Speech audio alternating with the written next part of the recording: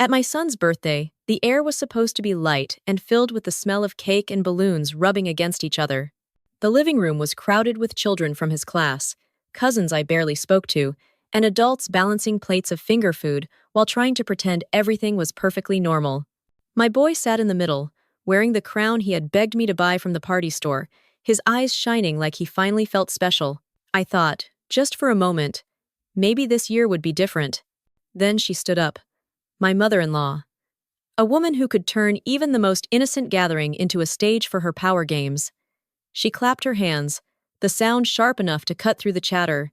"Gifts time," she announced, with a smile that never reached her eyes. Children gathered, expectant. Parents leaned in to take pictures. I stayed seated, watching. She began pulling out neatly wrapped packages from a decorative bag, each one tagged with a child's name. One by one, cousins tore through the paper, squealing at new toys. A neighbor's kid got a shiny puzzle set. Another child hugged a stuffed bear bigger than his own torso.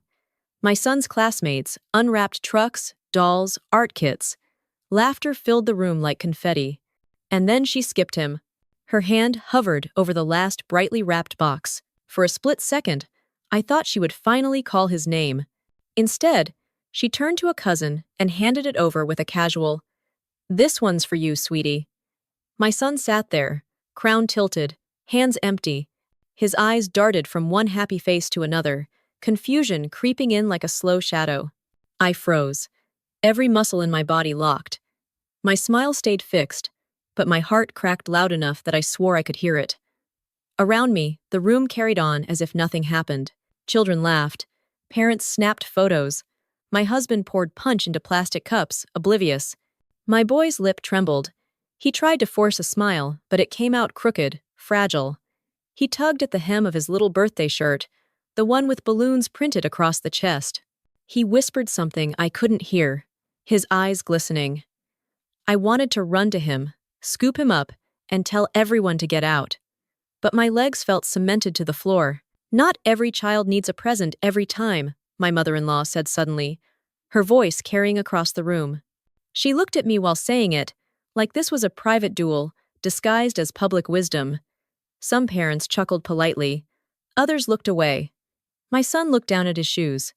Inside, my mind was screaming. Why here? Why now? Why him? Of all days, she chose his birthday to make him feel invisible. Memories flashed in my head like cruel snapshots. Last Christmas, when she handed out envelopes with money to all the cousins, but slipped none into his hands. The Easter egg hunt, where she whispered loudly, "He's too slow. Don't bother waiting for him." The Thanksgiving dinner, where she moved his chair away from the main table, saying, "He'll be fine at the kid's end." Each time I told myself it was small, survivable, maybe unintentional. But this, today, was deliberate. The smell of frosting suddenly turned sour. The room seemed too hot, the laughter too loud, the balloons too bright. I wanted to scream, to demand an explanation. Instead, I kept still, every nerve coiled like a spring. I saw her eyes flicker, satisfied that I hadn't reacted yet. She thrived on this, on turning kindness into theater and humiliation into tradition. My son finally looked at me. That look pierced me more than any insult she had ever thrown my way.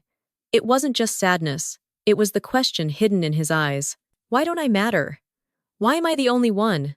I clenched my fists under the table. My nails dug into my palms until it hurt, grounding me, keeping me from exploding in front of children who didn't deserve to see a war. But the fury inside me was no longer quiet. Across the room, a guest lifted her phone, recording. Maybe she wanted to capture the laughter, the chaos of children opening gifts. But the lens caught everything. My son's empty hands, her satisfied smirk, my frozen expression. She didn't realize it yet, but that recording would become the evidence of a cruelty she could no longer deny. I breathed in deeply, steadying myself. If I exploded now, she would win. She would call me dramatic, oversensitive, ungrateful. The story would become about me ruining my son's party, not about her erasing him from his own celebration. I needed control. I needed timing. So I smiled. It was the hardest smile I had ever forced, but I managed. I leaned closer to my boy and whispered, "Hold on, sweetheart. Just a little longer." He nodded faintly, trusting me, though his eyes were still wet. That trust burned through me like fire. Around us, the party carried on. Cake was served, frosting smeared on eager faces. Candles were lit, the room sang, "Happy birthday," as if nothing had gone wrong. He blew out the flames, cheeks puffed, wish silent. He still had no gift in his lap. The absence was louder than any song. My mother-in-law clapped again, laughing, hugging other children, her performance flawless. But every time our eyes met, I saw the challenge. She wanted me to react. She wanted a scene. I didn't give her one. Not yet. When the last slice of cake was eaten and the guests began gathering their things, I slipped my phone from my pocket. The guest who had recorded earlier was standing nearby. With a quiet word, I asked if she could send me the clip. She nodded, surprised, but agreed. My fingers trembled as I saved it. Proof.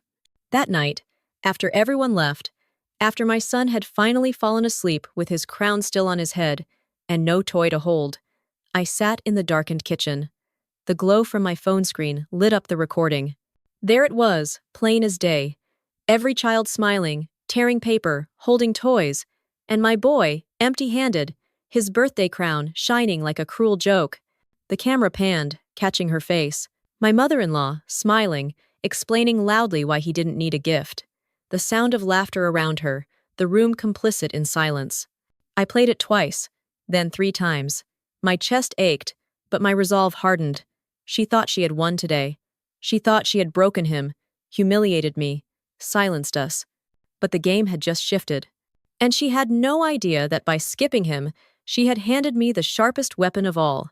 The morning after the party, I woke up before dawn. The house was silent, except for the hum of the refrigerator and the faint rustle of the crown still lying on my son's nightstand.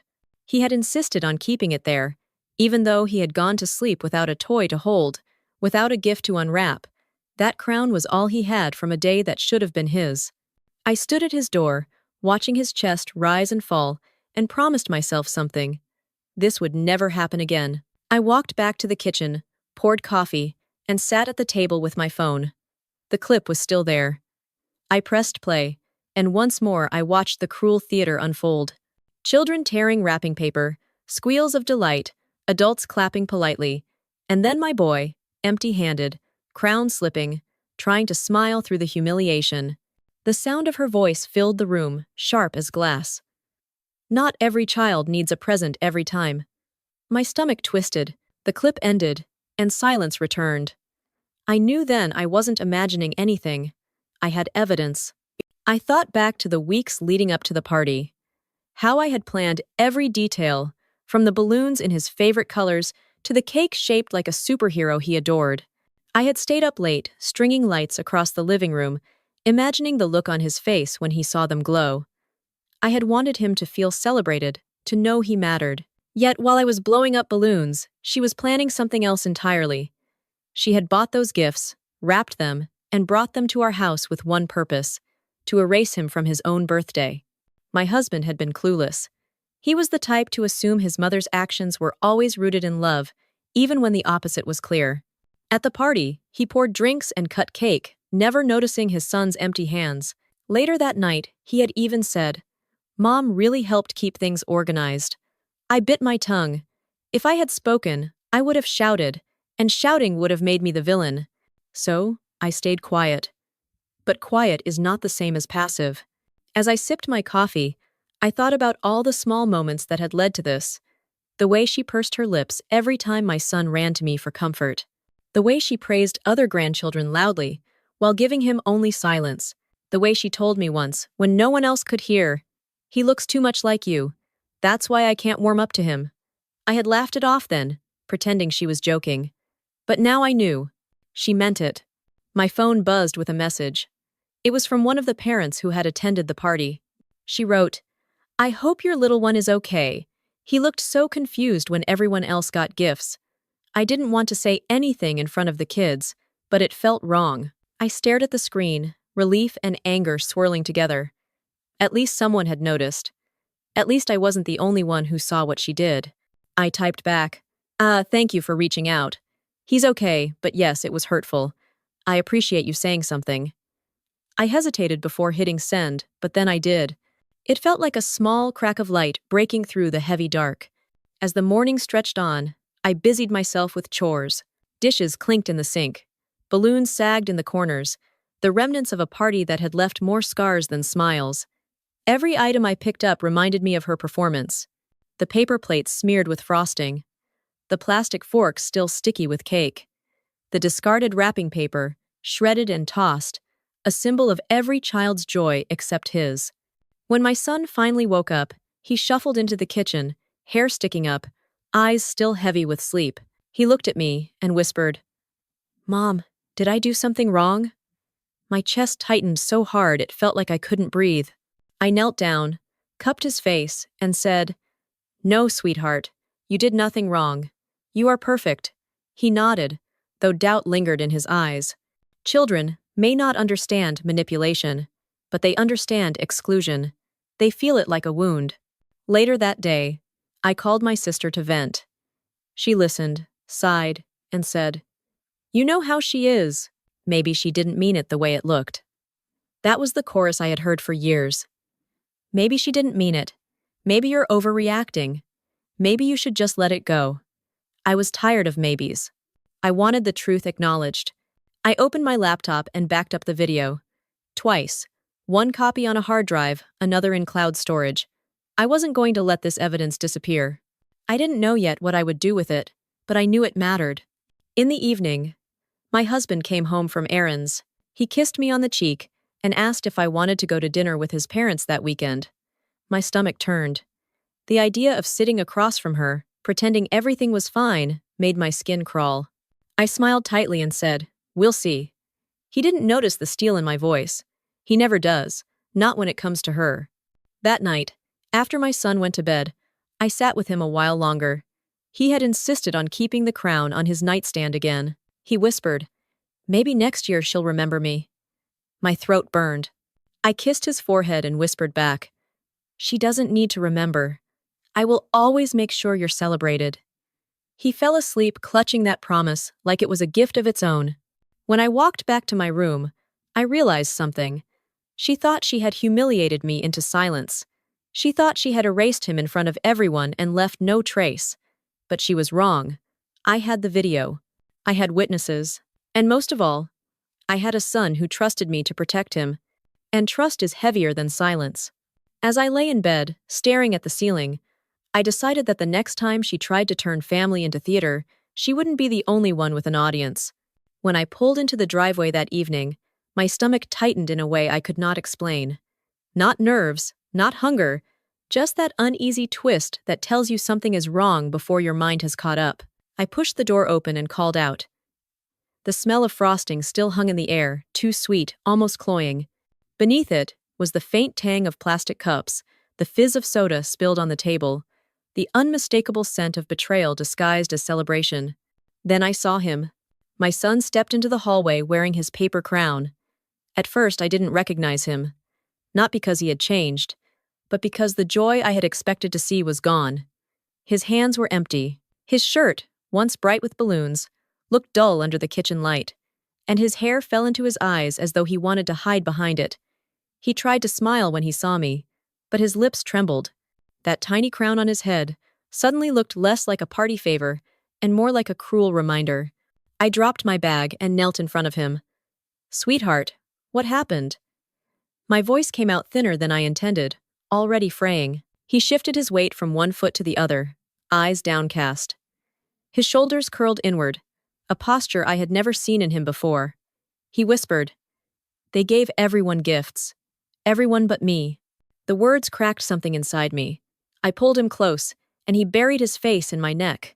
His little body shook as he tried not to cry, but the sobs slipped out anyway. I rubbed his back and kissed the top of his head, whispering that he was safe now. But even as I said it, my eyes lifted toward the kitchen. She was there. My mother-in-law stood wiping counters like nothing had happened. Her movements were casual, deliberate, the picture of someone who had done nothing wrong. On the table, paper plates piled with crumbs, forks still smeared with frosting. Laughter had long faded, leaving only the echo of her voice in my head.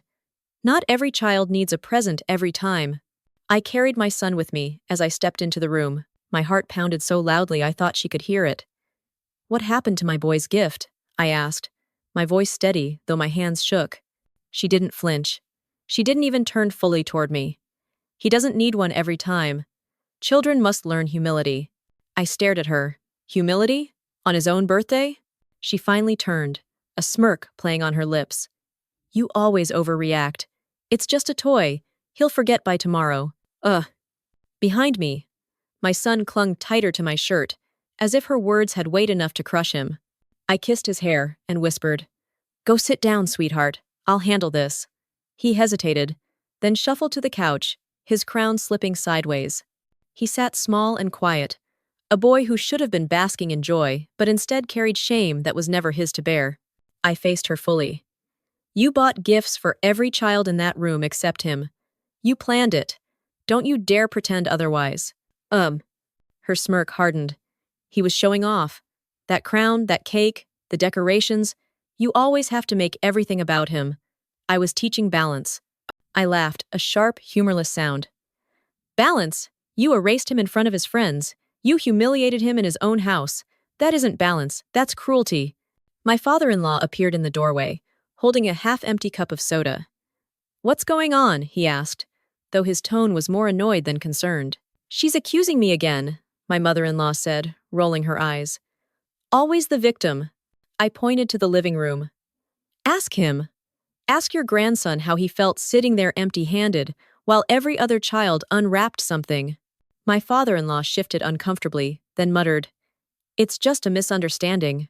"No," I said, my voice sharp enough to cut the air. "It's a pattern, and I'm done letting it slide." She crossed her arms, eyes narrowing. "You think you're better than us. You think you can rewrite how this family works. But let me tell you, young lady, this family has traditions, and if your son can't handle a little disappointment, that's on you." My blood boiled, but I forced myself to stay calm. My nails dug into my palms again, keeping me steady. Disappointment is when the cake runs out before you get a second slice. Disappointment is when the toy you wanted is sold out at the store. What you did was deliberate humiliation. You chose him as your target, and you enjoyed it. She opened her mouth to argue, but I cut her off. And the best part? Someone recorded it. Every word, every smirk, every second of you skipping him is on video. You think no one noticed, but the truth is in my phone right now. For the first time, her expression faltered. A flicker of uncertainty crossed her face before she quickly masked it with disdain. "You wouldn't dare show that to anyone." "Oh." I leaned forward just enough for her to see the fire in my eyes. "Watch me." The room fell silent. My father-in-law looked between us, frowning, but said nothing. My son sat on the couch, legs tucked under him, watching with wide eyes. I knew he didn't understand every word, but he understood one thing. His mother was standing up for him. My mother-in-law turned back to the counter, her voice clipped. "Believe what you want. You'll regret making a scene out of nothing." I exhaled slowly, controlling the rage that still threatened to spill over. "The only one who should regret anything is you." I picked up the last paper plate, tossed it into the trash, and walked back to my son. I straightened his crown, kissed his forehead, and whispered, "You're not invisible. Not while I'm here." He smiled faintly, the first real smile I'd seen since before the party began. And in that moment, I knew I had chosen correctly. I had confronted her without screaming, without throwing dishes, but with a calm that rattled her more than anger ever could. As I tucked him into bed that night, he whispered, "Thanks, Mom." His words were soft, but they carried the weight of everything she had tried to take from him. I kissed his cheek and said, "Always, sweetheart." Lying in the dark later, I thought about the video on my phone. I thought about her smirk, her words, her denial.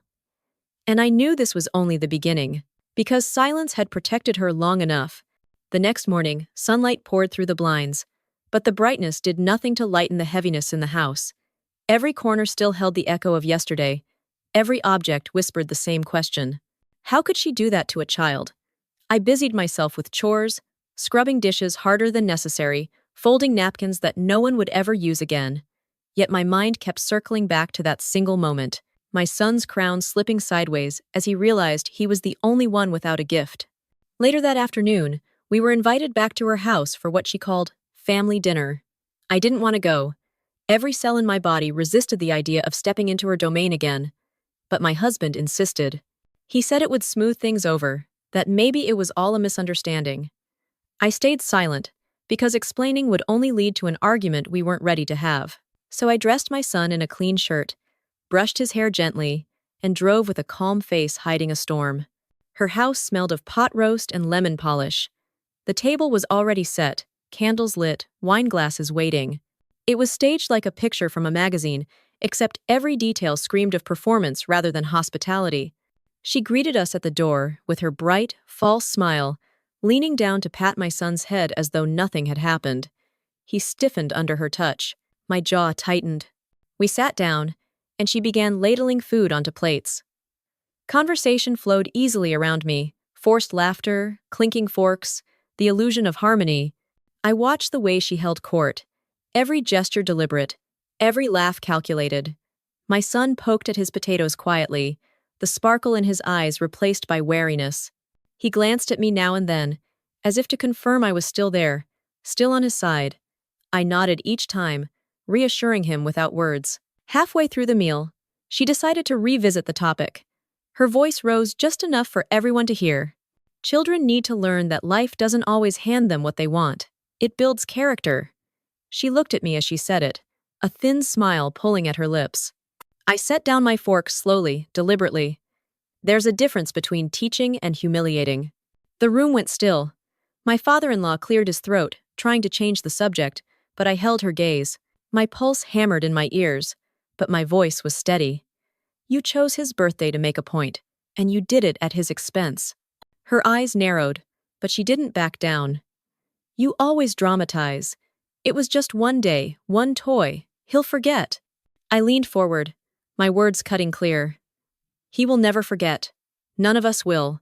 And neither will the camera that caught it. The silence that followed was heavy, thick enough to feel on my skin. I pulled out my phone, opened the video, and set it on the table. The clip played, her voice filling the dining room, her smirk captured for all to see. My son stared at his plate, but my husband leaned closer, his face paling as the truth unfolded on screen. When the video ended, the only sound was the ticking of the clock on the wall.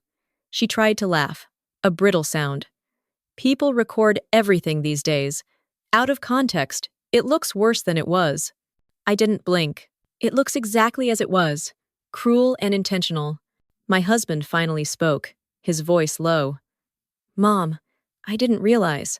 I thought... His words trailed off, but the damage was done. He had seen what I saw, and there was no denying it anymore. Her mask slipped for just a moment, a flash of panic before she straightened her shoulders. Families should handle things privately, not air grievances like some courtroom drama. I gathered my composure, choosing each word with care. This stopped being private the moment you humiliated him in front of everyone, the moment you turned his birthday into a spectacle, and I will not let you rewrite it. The candles flickered in the sudden draft as my son shifted in his chair, finally raising his eyes to me. In that small glance, I felt his trust anchoring me, steadying me more than any wine could. I pushed my plate away, appetite gone. We're leaving, I said simply. My chair scraped against the floor as I stood. My son slipped his small hand into mine, his fingers warm, grounding. My husband hesitated, torn between loyalty and realization, but eventually stood as well. As we reached the door, she called out, her voice sharp. If you walk away now, don't expect us to forgive your arrogance. I turned back, my face calm, though my heart pounded. If protecting my child is arrogance, then I'll wear it proudly. We stepped out into the night. The cold air hit my face like a rush of freedom. My son squeezed my hand and whispered, Thanks, Mom. I bent down, kissed his forehead, and whispered back, Always. Driving home, headlights carving a path through the dark, I realized something. This wasn't just about one party or one cruel decision. It was about every time she had tried to chip away at us, every moment she had pretended power was love. But this time, the evidence was in my pocket, the truth undeniable. And truth has a way of cutting through even the thickest performance. I didn't know what would come next. More denial, more excuses. perhaps even an apology too late to matter. But as my son drifted asleep in the back seat, still wearing his tilted crown, I knew one thing for certain: she had underestimated me. And that mistake would cost her more than she realized. The following week, the weight of that dinner lingered like smoke after a fire. My phone buzzed with messages from relatives. Some were curious, some were judgmental, a few were cautiously supportive. One aunt wrote, "I heard there was drama. You know how she is. Maybe you should just let it go." I stared at the screen, shaking my head. Let It Go had been the family anthem for years. That anthem had left my son humiliated. Not this time. I decided to act. Quietly, deliberately. First, I saved the video in multiple places: cloud drive, external hard drive, even emailed a copy to myself under a subject line that only I would recognize. If she tried to twist the story, I wanted proof ready. Then I reached out to the parent who had texted me after the party. She agreed to provide a written statement of what she saw. Her words were simple. Every child received a gift except the birthday boy. He was visibly upset. His grandmother justified it out loud. Clear. Precise. Undeniable. 2 days later, I invited my husband to sit with me after our son went to bed. I poured tea and set the phone between us. The video played again, filling the silence of our living room. When it ended, he rubbed his temples. "I didn't realize it was that bad," he muttered. I leaned in. "You didn't realize because you never wanted to see. But now you can't deny it. She hurt him, and she will keep hurting him unless we stop it." He looked torn, eyes shifting away. "She's my mom. She thinks she's teaching him lessons." I slammed my palm on the table, the sound sharp. Lessons? Humiliation is not a lesson. Neglect is not discipline. You saw his face. Do you want him to grow up thinking he's unworthy of love? Silence stretched, heavy and suffocating. He finally whispered, "What do you want to do?" That was the question I had been waiting for. Boundaries. Real ones. No more unsupervised visits. No more opportunities for her to single him out. And if she refuses, then we cut contact. His eyes widened, as though I had suggested something unthinkable. Cut contact. She's family. I met his gaze steadily. Family does not mean unlimited access. Family does not mean permission to harm. If she cannot respect him, she doesn't deserve to be in his life. The conversation ended unresolved, but the seed was planted. The next day, she called. Her voice was dripping with false sweetness. "We need to talk. Come over tomorrow." I agreed, though every nerve in my body screamed against it. But this time, I wasn't going to sit quietly. When we arrived, she was already waiting in the living room.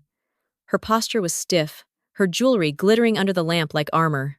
My father-in-law sat beside her, arms crossed, ready to play referee. She began immediately. "You embarrassed me in front of the family. Showing that video, accusing me, it was uncalled for." I held her gaze. "What was uncalled for was humiliating your grandson at his own birthday party." The video only revealed the truth. Her lips tightened. "Children must learn discipline. He is spoiled." I felt heat rise in my chest. Spoiled? The boy who sat empty-handed while every other child ripped open gifts? The boy who cried himself to sleep that night? If that is spoiled, then your definition of love is broken. She leaned forward, her voice sharpening. "You've always been dramatic, making mountains out of molehills. You're poisoning my son against me." I breathed slowly, forcing calm. "I am protecting my son. From you." The room went still. My father-in-law shifted uncomfortably, muttering, "Let's not escalate." But it was already escalated. She laughed, short and bitter. "You think you have power here? You married into this family. Without us, you are nothing." I stood, my chair scraping against the floor.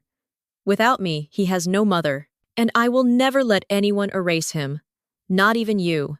Her face flushed. "If you walk out now, don't expect to be welcomed back." I straightened my shoulders, my voice calm and clear. "Then consider this the last time I walk into this house." For a moment, the only sound was the ticking clock. Then she shouted, "You're ungrateful! After everything we've done." I turned to my husband, who sat frozen. "Choose. Do we leave together, or do I take our son and leave alone?" His face went pale. He looked between his mother and me, sweat beading on his forehead. Finally, he stood. "We're leaving," he said quietly. Her gasp was sharp, like glass breaking. "You would betray me for her?" He looked at her, then at our son, then back at me. "I'm choosing my family." We walked out together. My son slipped his hand into mine, his grip tight. My heart pounded, but it carried a strange lightness. I had done it. I had drawn the line. Outside, the night air felt like freedom. My husband whispered, "I don't know what comes next."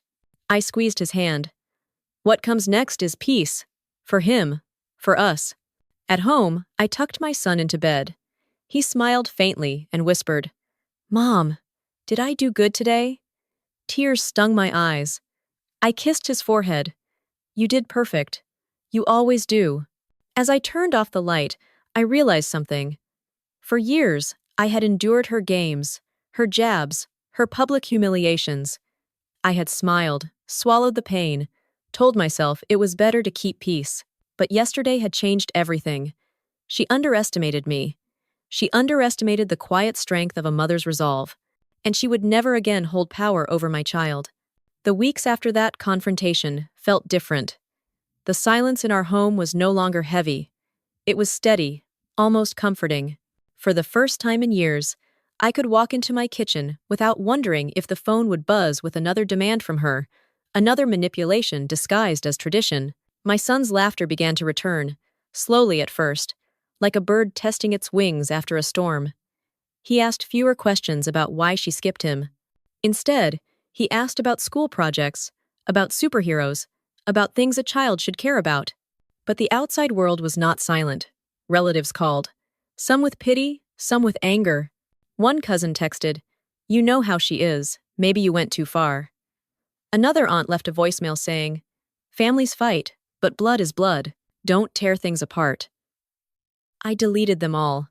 They had never sat in my living room, watching a boy's face crumble under public humiliation.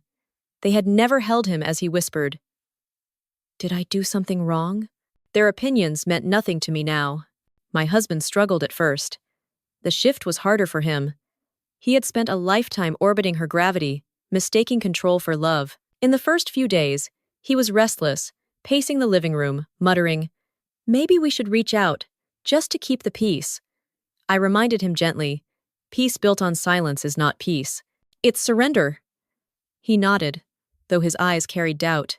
But as he watched our son's smile return, as he saw him climb into bed without asking if he had done something wrong, I think the truth became clearer. One evening, as we cleaned up after dinner, my husband said quietly, "I see it now. She has been doing this for years. Not just to you, but to me too." I didn't want to admit it. I put down the dish towel and looked at him. "What matters is that you see it now, and that we don't let it continue." Meanwhile, she tried her usual tactics. The first attempt was denial. She sent a long message saying she had been misunderstood, that the gifts were meant for all the children and not personal. I ignored it. The second attempt was guilt. "We are getting older," she wrote. "We don't know how many birthdays we have left. Don't take our grandson away from us." I didn't reply. The third attempt was anger. She called my husband at work, her voice raised enough that his coworkers could hear. "You let her turn you against your own mother," she snapped. He hung up without answering. That was new for him, and I knew it took strength.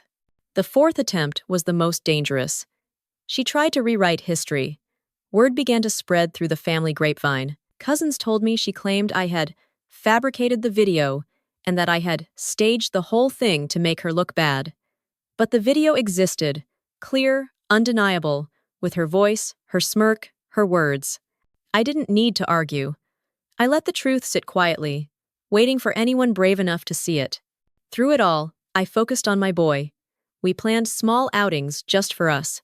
Trips to the park, ice cream after school, even one Saturday spent building a pillow fort that took over the entire living room. He laughed freely, crown forgotten in a drawer, replaced by silly cardboard swords and blankets draped like castles. Those were the memories I wanted him to carry. Not the shame of being skipped, but the warmth of being chosen. Still, late at night, doubt crept in. I lay awake sometimes, staring at the ceiling, wondering if I had gone too far. Was it right to sever ties so completely? Was I depriving him of grandparents? even flawed ones? But then I would remember his small voice, the way it cracked when he asked if he had done something wrong. That memory was enough to silence my doubt. Protecting him was never too far. One Sunday, my father-in-law came by alone. He stood awkwardly at the door, holding a bag of groceries. "She doesn't know I'm here," he said quietly. "I just wanted to see my grandson." I hesitated, then let him in. My son greeted him politely, though cautiously. They sat together for a while, talking about school and sports. It wasn't perfect, but it was something. As he left, my father-in-law said, "She won't change. You know that, right?" I nodded. "I do, and that's why the boundary stays." The months passed, and the phone calls slowed. The guilt messages turned into silence. Eventually, there were no more attempts, no more demands. The absence was strange at first, like a missing piece of a puzzle, but slowly, the emptiness filled with peace. One evening, my husband and I sat on the porch watching our son ride his bike down the driveway. He wobbled a little, then steadied himself, grinning as he shouted, "Look, no hands!" I laughed, clapping, feeling pride swell in my chest. My husband slipped his hand into mine. "We made the right choice," he whispered. I smiled but said nothing. Because even in that moment of peace, a question lingered at the back of my mind. Did she realize what she had lost?